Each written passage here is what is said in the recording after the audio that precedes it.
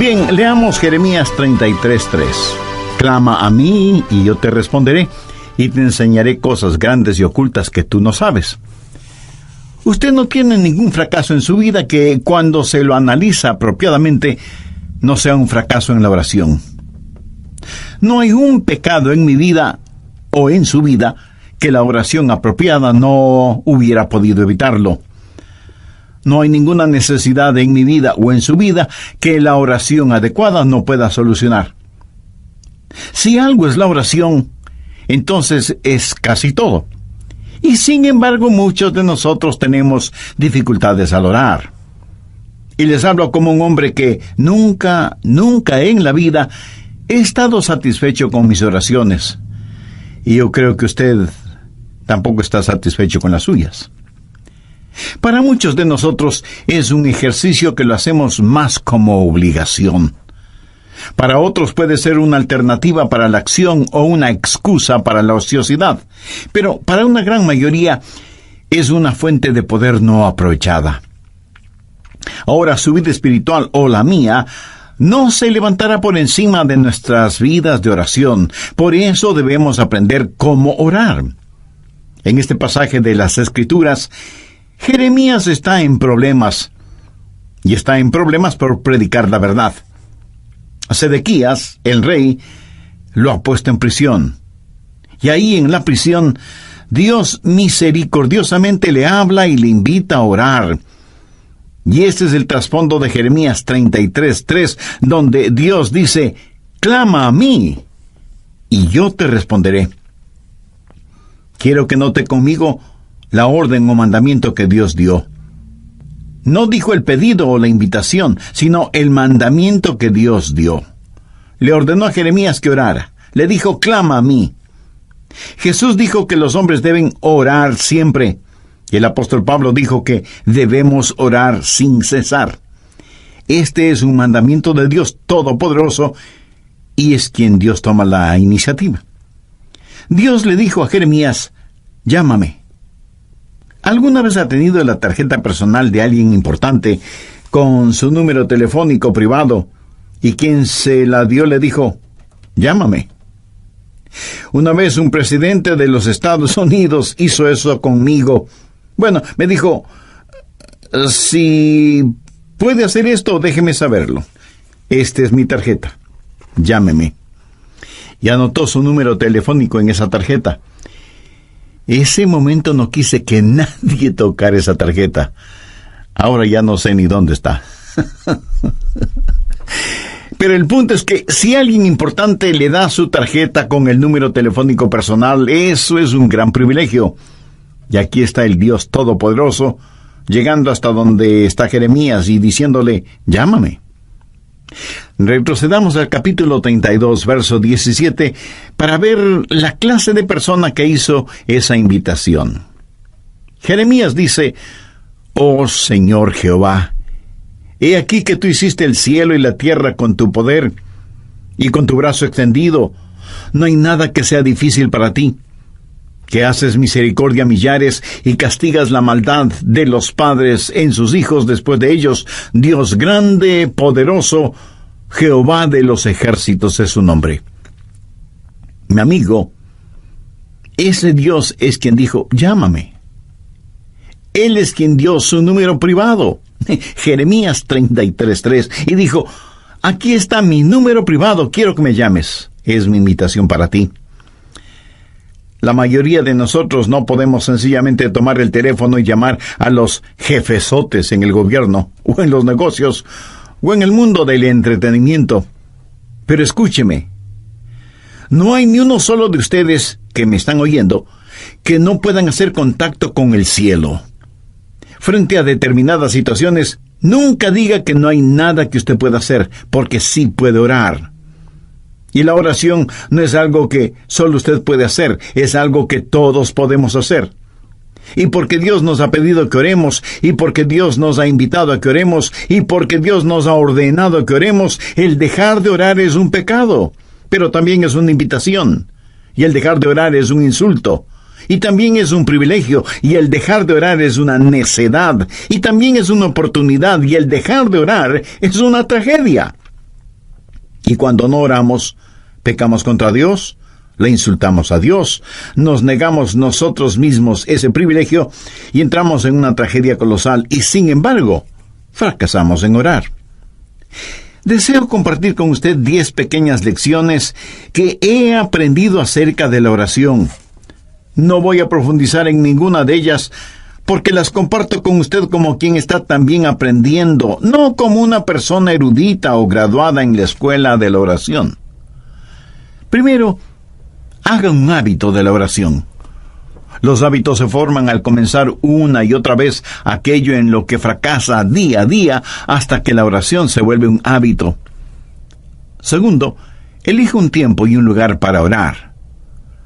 Ahora, no deje de orar a cualquier hora y en cualquier lugar, pero designe una hora específica y un lugar determinado para orar. Tercero, haga de ese tiempo y lugar lo más óptimo para usted. No lea la biografía de alguien quien oraba a una hora determinada por la mañana o por la noche para tratar de imitarlo. Encuentre el tiempo cuando su mente esté alerta, cuando su atención es fuerte. Para algunos de ustedes, eso puede ser después de despertarse. Para otros será después de la primera tacita de café. Para otros, será después de que los hijos se han ido a la escuela. Pero lo importante es que usted encuentre el mejor tiempo, porque no hay nada mágico acerca de determinada hora. Cuarto, cuando vaya a orar, equípese. ¿Qué quiero decir con esto? Sencillamente que tenga su Biblia, un cuaderno para notas, lápiz o bolígrafo o esfero, o como usted lo llame, y su material devocional. Para mí sería casi inimaginable el tratar de tener mi tiempo de oración sin mi Biblia y un cuaderno de notas. Yo espero que Dios me diga algo. Y si Dios me dice algo, quiero estar listo para anotarlo. Y aunque ya lo he dicho antes, lo voy a repetir ahora. La más débil de las tintas es mejor que la mejor memoria. Quinto, comience su oración leyendo la palabra de Dios. No ore primero para después leer la Biblia. Lea la palabra de Dios y después ore.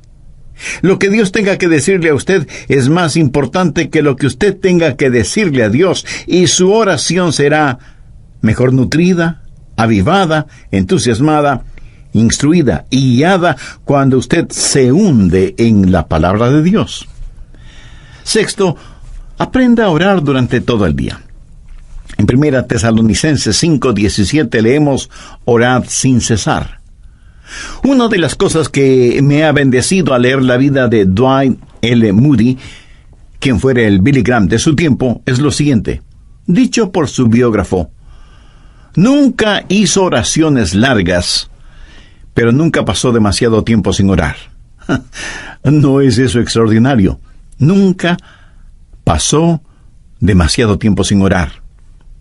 La oración fue para Moody un estilo de vida, y cuando algún asunto surgía, él oraba por eso. Yo tengo el hábito de orar por otros pastores cuando leo los boletines de sus iglesias. Oro por las iglesias cuando paso frente a ellas. Oro por las personas a quienes escribo cartas. Y aún mi correspondencia oficial es, para mí, motivo de oración. Leo el periódico buscando oportunidades para orar, no solo por las personas que han sufrido alguna tragedia, sino por aquellos que ocasionaron la tragedia. Y a medida que lee su Biblia, pregunte: Señor, ¿qué significa eso? Explícamelo. Hable con Dios. El otro día yo estuve en mi automóvil y le decía al Señor que le amaba, y comentaba con él una hermosa puesta de sol. Estoy seguro que a Él le agrada el que sus hijos aprecien las cosas hermosas que Él ha creado y que se lo digan. Séptimo, mantenga un registro de sus pedidos de oración y de las oraciones contestadas. Yo no hago esto tan bien como otras personas lo hacen. Tengo un cuaderno y escribo necesidades de oración y pedidos por los que he orado. El otro día estuve revisando uno de esos cuadernos de hace 10 o 15 años atrás, Y fue una bendición increíble el ver cuántas oraciones Dios ha contestado, por algunas de las cuales ni siquiera le había agradecido. Amigo, aumentará su fe si mantiene un registro de sus oraciones, lo que solicita, lo que recibe y cuando lo recibe. Octavo, cuando ora, póngase la armadura de Dios. No faltará quien me pregunte, pastor, pero si voy a orar, ¿para qué necesito ninguna armadura? Porque, mi amigo, la oración es una verdadera batalla. Aunque usted no lo crea, toda la artillería del infierno estará en su contra cuando ora. Quiero decir, justo cuando usted va a comenzar a orar, el perro comienza a ladrar, el bebé llora fuertemente, el teléfono suena, alguien llama a la puerta, los niños empiezan a pelear, algo se quema en la cocina y mil y una cosas más, y usted siente que tiene sueño y su mente comienza a divagar, etcétera, etcétera. ¿Necesita o no ponerse la armadura de Dios cuando va a orar? Definitivamente que sí. Noveno, si usted está solo o sola, ore en voz alta. Hay algo muy especial en orar en voz alta, vocalizando su oración. Por lo menos le ayuda a su mente a no divagar. Si está en un sitio en donde no moleste la privacidad de nadie, ore en voz alta.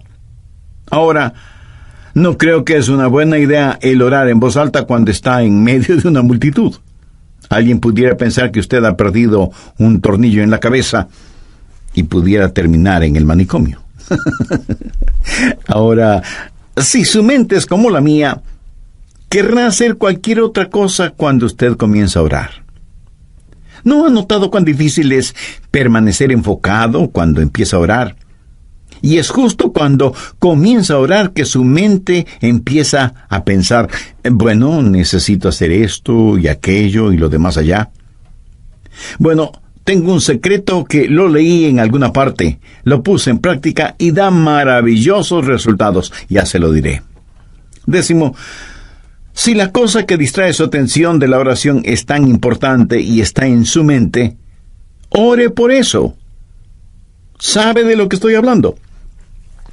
Si, por ejemplo, estoy orando por los enfermos y el Señor me dice, Adrián, tienes que preparar un mensaje, dejo de orar por los enfermos y ese mismo instante oro por el mensaje.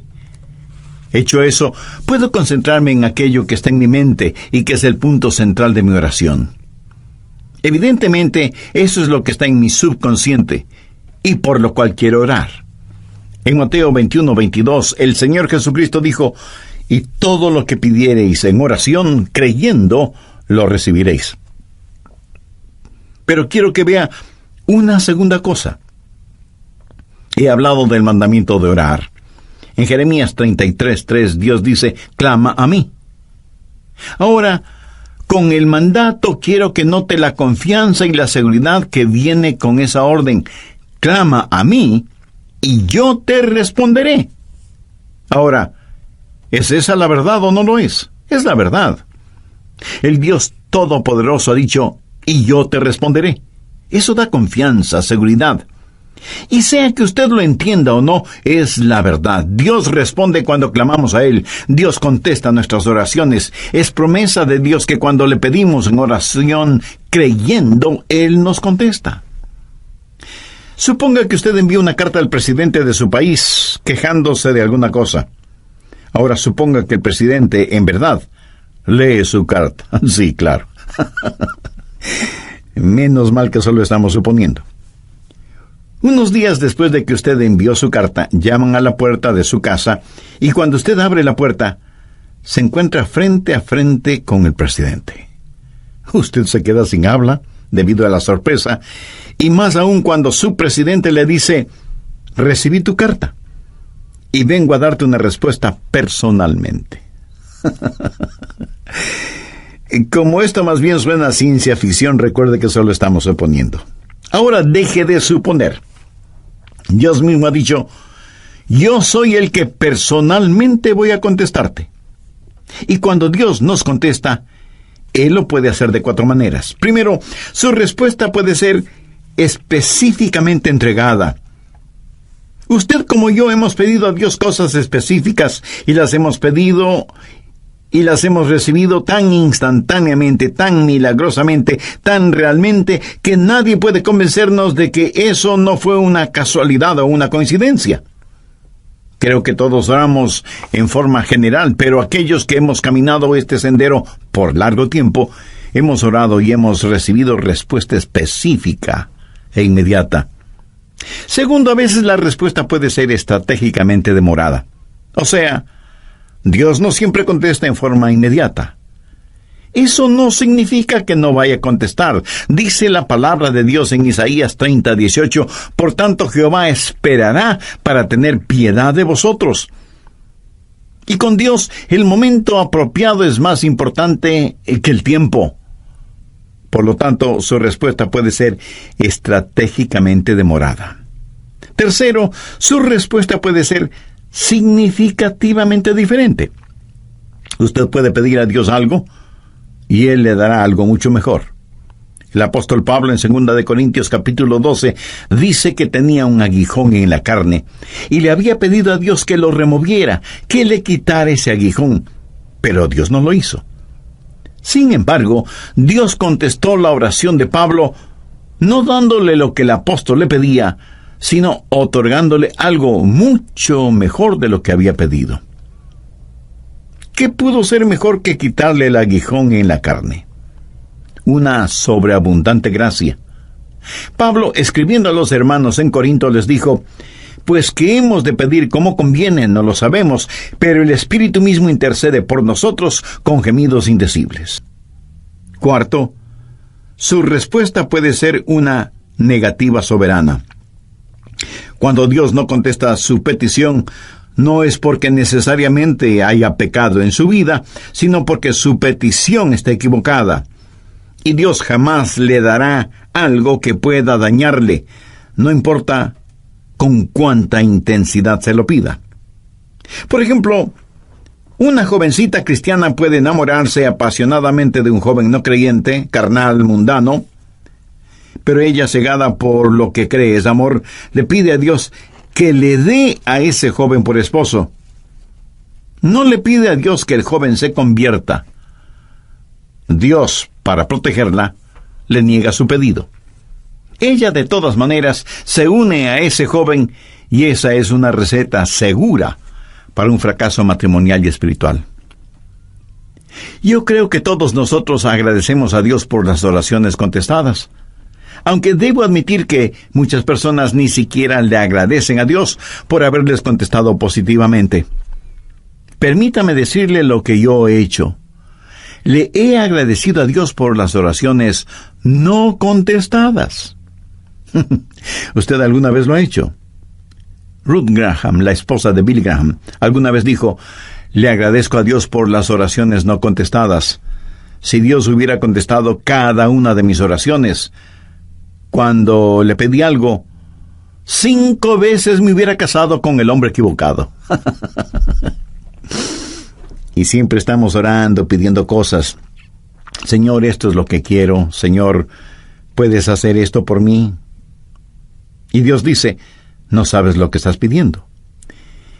Y pienso en algunos personajes bíblicos que pidieron a Dios que les quitara la vida cuando se vieron frente a dificultades. Moisés fue uno de ellos. Elías también le pidió a Dios que le matara. Y Jonás hizo la misma petición. Nosotros estaríamos ya hecho polvo si Dios contestara todas nuestras peticiones. Clama a mí y yo te responderé. Y la respuesta de Dios puede ser sí, no, te daré algo mejor o espera. ¿Qué he compartido con usted hasta este momento? La orden o mandato, la confianza o seguridad, y finalmente veamos la conquista. Clama a mí y yo te responderé y te enseñaré cosas grandes y ocultas que tú no conoces. Dios se ha revelado a sí mismo como un Dios que puede hacer lo que desea hacer. Veamos nuevamente Jeremías 32:17. Oh Señor Jehová, he aquí que tú hiciste el cielo y la tierra con tu gran poder, y con tu brazo extendido. no hay nada que sea difícil para ti. Vamos un poco más adelante hasta el verso 27, en donde Dios presenta sus credenciales, por decirlo de alguna forma. He aquí que yo soy Jehová, Dios de toda carne. ¿Habrá algo que sea difícil para mí? En otras palabras, Dios está diciendo que, siendo como es todopoderoso, Él puede hacer aún aquello que desde nuestro punto de vista humano es imposible hacer. Conozco a personas que tienen dificultad para creer en milagros. Los científicos, por lo general, y con las debidas excepciones, se identifican como ateos o, a lo sumo, agnósticos. Y pregunto, ¿cómo nadie puede tener dificultad con los milagros si cree en la creación? Si usted puede aceptar Génesis 1:1, de ahí en adelante, todo es más sencillo de creer. La gente habla mucho de las leyes de la naturaleza y realmente no saben de lo que están hablando porque no existe tal cosa como leyes de la naturaleza. Lo que sí existe son las leyes de Dios que la naturaleza obedece. Dios no obedece las leyes de la naturaleza, es la naturaleza la que obedece y con exactitud las leyes de Dios. De paso, bien vale la pena mencionar que la naturaleza obedece mejor las leyes de Dios que los humanos, aunque somos los humanos los que nos hemos puesto la etiqueta de ser inteligentes. Dios lo creó todo, y lo creó como quiso crearlo. Jamás piense que Dios tuvo necesidad de nombrar varios comités de ángeles, serafines y querubines para que le asesoren en cómo debía crearlo todo. Si tal hubiera sido el caso, a lo mejor nada existiría porque usted sabe cómo marchan las cosas cuando están de por medio los famosos comités, ¿verdad? Pero no permita que nadie le diga que la época de los milagros ya pasó. En Génesis 18:14 encontramos una muy interesante pregunta. ¿Hay para Dios alguna cosa difícil? Mi amigo, el problema no es con Dios y su habilidad. Anote al margen Mateo 17, los versos del 19 al 21. Viniendo entonces los discípulos a Jesús aparte, dijeron, ¿por qué nosotros no pudimos echarlo fuera? La referencia es que ellos habían tratado de sanar a un joven lunático o poseído por el diablo, pero no habían podido hacerlo. Cuando Jesús intervino, sanó de inmediato al joven. Eso motivó que ellos preguntaran a Jesús, ¿por qué nosotros no pudimos echarlo fuera? Jesús les dijo, por vuestra poca fe.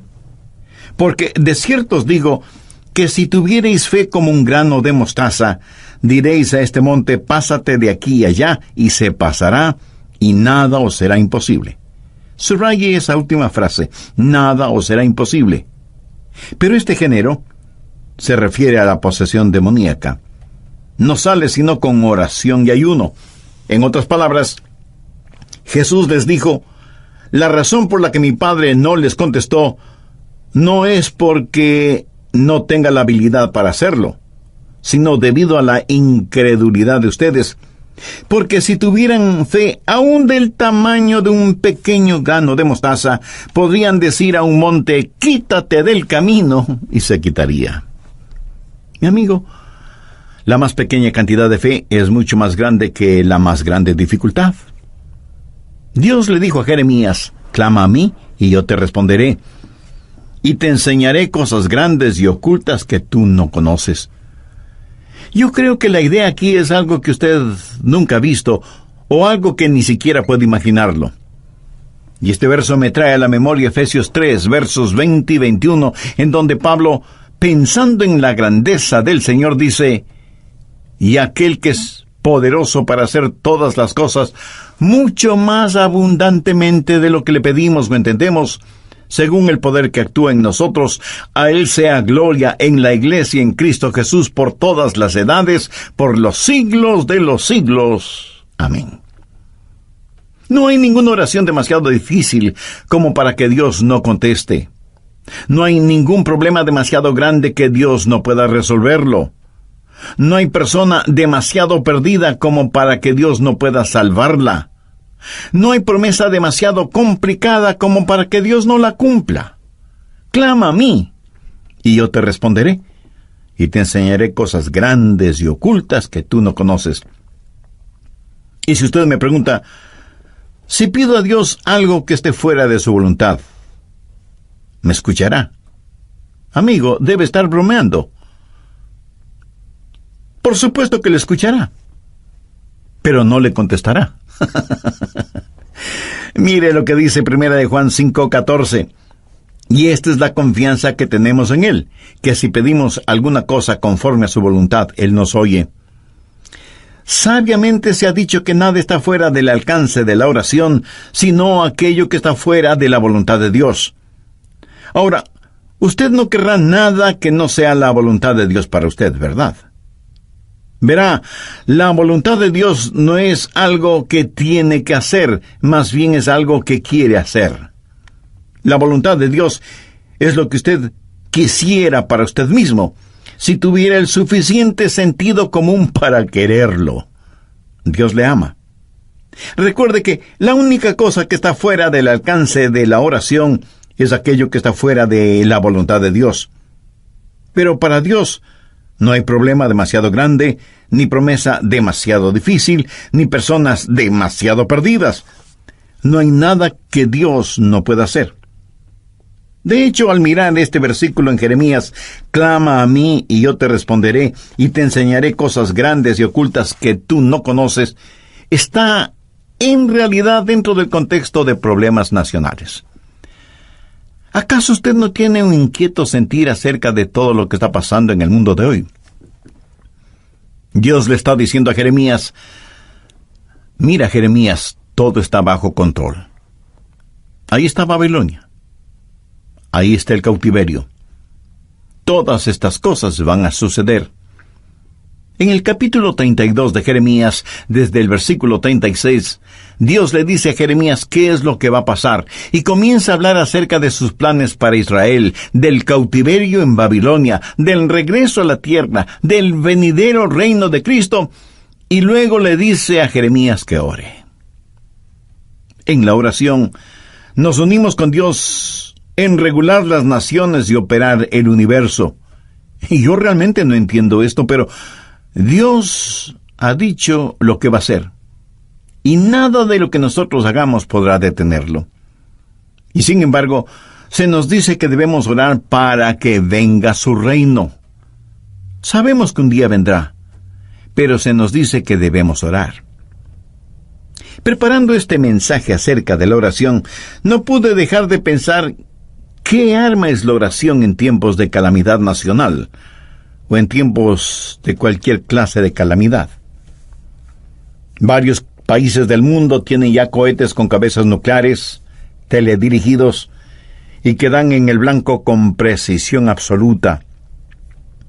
Hay cohetes que pueden ser disparados desde la superficie de la Tierra, desde las profundidades del mar o desde las alturas espaciales. Pueden viajar sin que nadie los detecte, y tan velozmente como el pensamiento, y pueden tener una detonación demorada.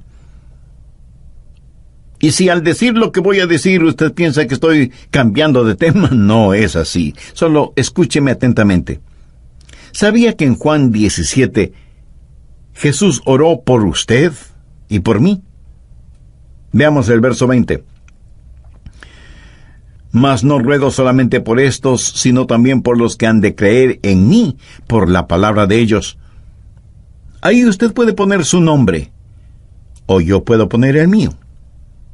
Usted puede comenzar a orar ahora si es que tiene niños pequeños en su hogar, por las personas con quienes se casarán. Haga una oración de detonación retardada, sabiendo que dará en el blanco. ¿Sabe qué es lo mejor de todo esto? Que Satanás no tiene ninguna defensa contra nuestros cohetes espirituales. Tampoco existe un cohete contra la oración. Dios dice, clama a mí en tiempo de problemas, en tiempo de calamidades, y yo te escucharé. Amigo, yo no estoy haciendo esa promesa. Es la promesa de Dios en Jeremías 33:3. Clama a mí y yo te responderé y te enseñaré cosas grandes y ocultas que tú no conoces. Cosas que son mucho más abundantemente de lo que pedimos o entendemos. Mi anhelo es que en su corazón usted pueda decir: Señor, enséñame a orar. No, enséñame cómo orar, sino sencillamente, enséñame a orar. Necesitamos orar. Le agradecería que usted ore por mí, para que mi oración pueda ser más estratégica. No quiero ser un hipócrita acerca de la oración y pedirle que haga algo que yo no lo haga. Profundicemos en nuestra vida de oración y agudicemos nuestro enfoque. Vivimos en días tenebrosos y los hijos de Dios necesitamos orar. La forma de orar es tener la capacidad de decir: Padre, nuestro Padre.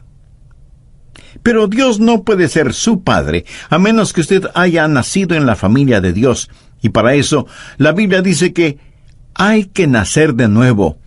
Cuando usted recibe a Jesucristo como su Salvador y Señor, ese momento Él se vuelve su Salvador, su mediador entre el hombre y Dios el Padre. Cuando lo recibe, usted nace en la familia de Dios y puede orar en el nombre de Jesús. El mismo Señor Jesucristo dijo: si algo pidiereis en mi nombre, lo haré. Pero usted no puede pedir nada en nombre de Jesús hasta que le haya recibido como Señor y Salvador. Si usted todavía no es salvo, puede serlo este mismo momento. Puede tener esa seguridad ahora mismo. Y si entre quienes me están escuchando hay alguien que no conoce a Cristo en forma personal, donde quiera que usted esté, quien quiera que usted sea, Cristo está esperando su invitación para entrar en su corazón y darle vida eterna. La Biblia dice: cree en el Señor Jesucristo y será salvo. Crea que Él es el Hijo de Dios que pagó por sus pecados, derramando su preciosa sangre en la cruz del Calvario. Crea que Dios, el Padre, le levantó con poder de entre los muertos. Crea que Él no solo puede salvarle, sino que quiere salvarle si solo confía en Él. Si este mismo instante usted confía sinceramente en Él y le recibe como su Salvador y Señor, sus pecados le serán perdonados inmediatamente. Cristo morará en usted permanentemente y el cielo será su morada eternamente. Si tiene ese deseo y necesidad espiritual, le invito a orar una sencilla oración. Use sus propias palabras. Converse con Dios y dígale: querido Dios, anhelo que esta oración pueda llegar a ti. En realidad no estoy acostumbrado a orar. Y no sé si lo que te estoy diciendo es orar o no. En todo caso, vengo a ti porque me reconozco pecador. Estoy perdido espiritualmente y necesito perdón y salvación. Sé que mis pecados merecen tu castigo, pero vengo en busca de tu gracia y misericordia. Señor Jesús, gracias por pagar con tu propia vida la culpa de mis pecados. Gracias por perdonarme, por salvarme, por limpiarme, por darme vida nueva y abundante. Ven a mi corazón. Te recibo como mi Salvador, mi Señor, mi Dios, mi guía, mi amigo. Ayúdame a vivir para ti y por ti. Toma el control total de mi vida y ayúdame a nunca avergonzarme de ti. Tú prometiste que lo que pidamos en tu nombre lo harás. Todo esto lo pido en tu santo nombre. Amén.